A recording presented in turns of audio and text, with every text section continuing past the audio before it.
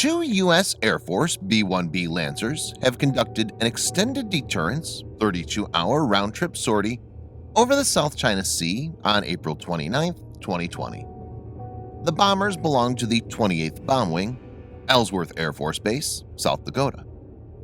As per the U.S. Pacific Command, the mission was carried out as part of a joint U.S. Indo-Pacific Command and U.S. Strategic Command (U.S. STRATCOM) Bomber Task Force (BTF) mission.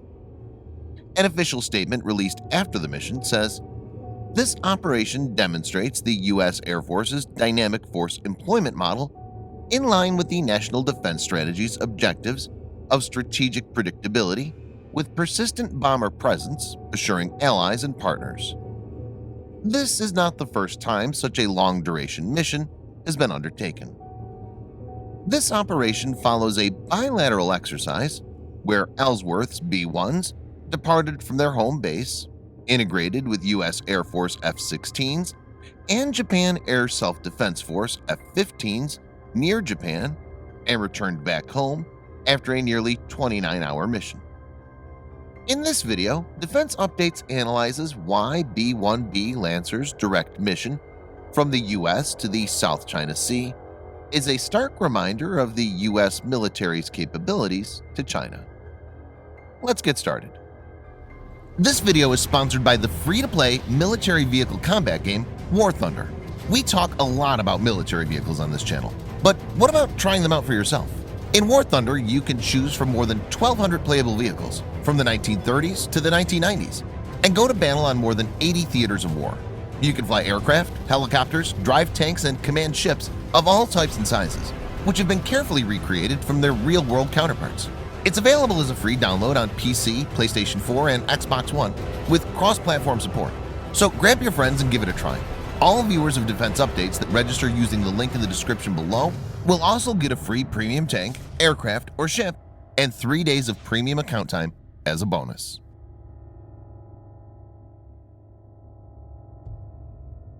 The official brief stated, U.S. STRATCOM has conducted BTF missions, previously known as Bomber Assurance and Deterrence missions, since 2014 as a demonstration of the U.S. commitment to collective security and to integrate with geographic combatant command operations.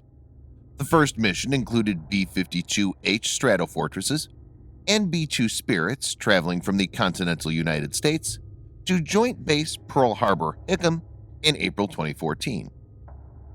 It's to be noted that round-trip missions, once dubbed Global Reach, have been conducted from CONUS, or continental U.S., with B-52s and B-2s, as well as B-1 bombers, though the frequency is increased. This is most likely because of the termination of Continuous Bomber Presence mission and is more in line with a new strategy. Continuous Bomber Presence mission called for long-range heavy bombers to be positioned at the bases at all times to respond to potential contingencies. Under this, since 2004, the U.S. Air Force began deploying B-52s, as well as B-1B Bone supersonic bombers and B-2 Spirit stealth bombers for 6-month stints to Andersen on Guam. But now a new strategy is in place. The new concept, which is in line with the National Defense Strategy, requires bombers to operate forward in the Indo-Pacific region from a broader array of overseas locations to reduce predictability and increase operational resilience. The idea is, instead of deploying bombers on a 6-month rotation to Guam, the U.S. Air Force will leverage CONUS and overseas bases, including Guam, to project the air power to the Pacific in a way that can't be anticipated easily by the enemy. In this way, opponents such as China and Russia will find it difficult to carry out a preemptive strike to take out the bombers. General Tim Ray, Air Force Global Strike Command and Air Force's strategic commander, in a public statement issued on April 22nd, had said, "The rapid employment of air power directly supports the National Defense Strategy and assures we can provide overwhelming force anywhere, anytime in support of American interests or our allies and partners. The intention is clear. to keep rivals guessing and be prepared to strike from different locations.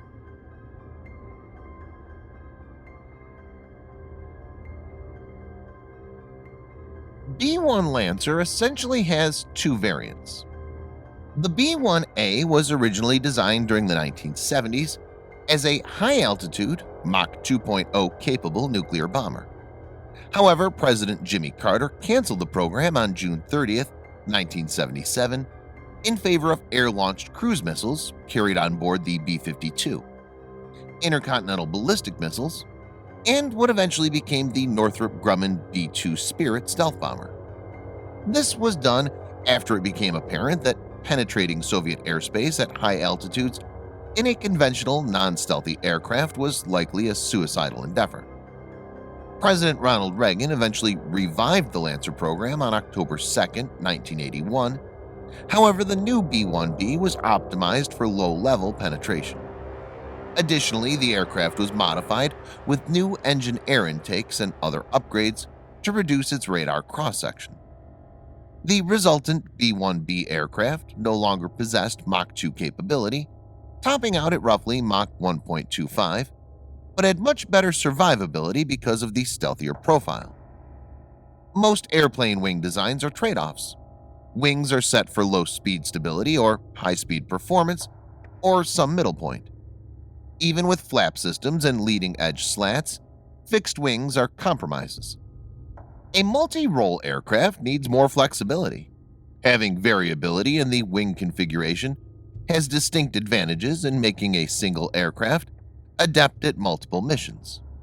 This is what makes B-1B a flexible platform.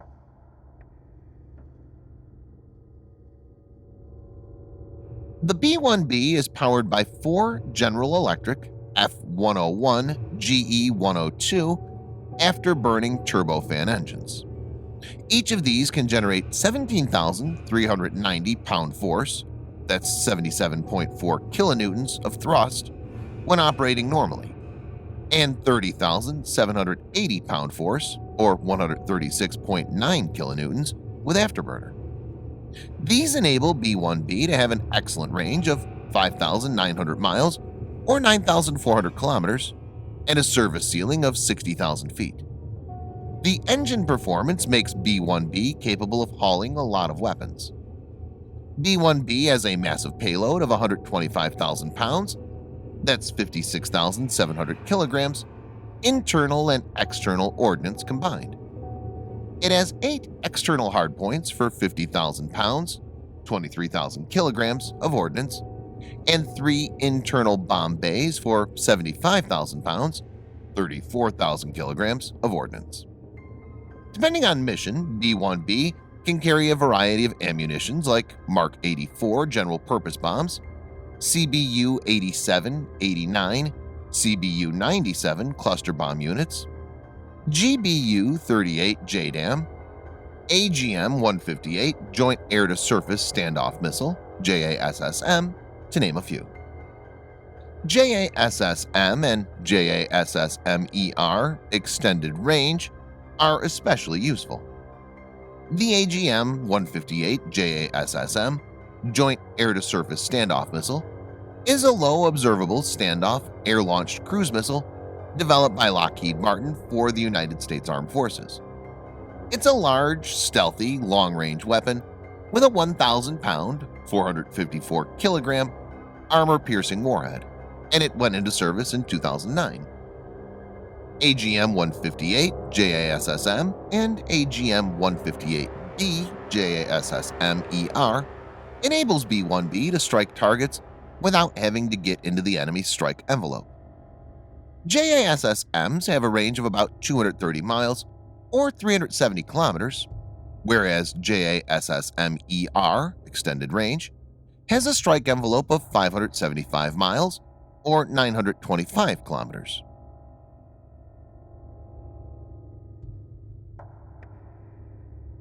Harry Harris, the former commander of U.S. Pacific Command, who's now U.S. ambassador to South Korea, in a testimony submitted to Congress in 2018, pointed out several important aspects. He noted that China is not a signatory of any treaty, such as the Intermediate Range Nuclear Forces Treaty, or INF, and used it to develop a large arsenal of missiles. INF Treaty was signed by Ronald Reagan and Mikhail Gorbachev in 1987. It banned ground launch missiles with ranges from 500 kilometers to 5,500 kilometers. That's 310 to 3,420 miles. As per him, the Chinese rocket forces has more than 2,000 ballistic and cruise missiles, almost 95% of which would violate the INF Treaty if China was a signatory. Some of these missiles could be used to hit Guam, which is around 3,000 kilometers or about 1,860 miles from China. But with the new concept, U.S. military is able to greatly negate this threat. Though B-1B is a relatively old platform, but the versatility of the design makes it relevant even today. Its enormous payload capacity and long range gives the U.S. Air Force tremendous operational flexibility and will be a major source of headache for China. Thanks for watching. Subscribe for more videos like this. Hit the like button if you find the video interesting, and kindly provide your feedback in the comment section. This will help us improve.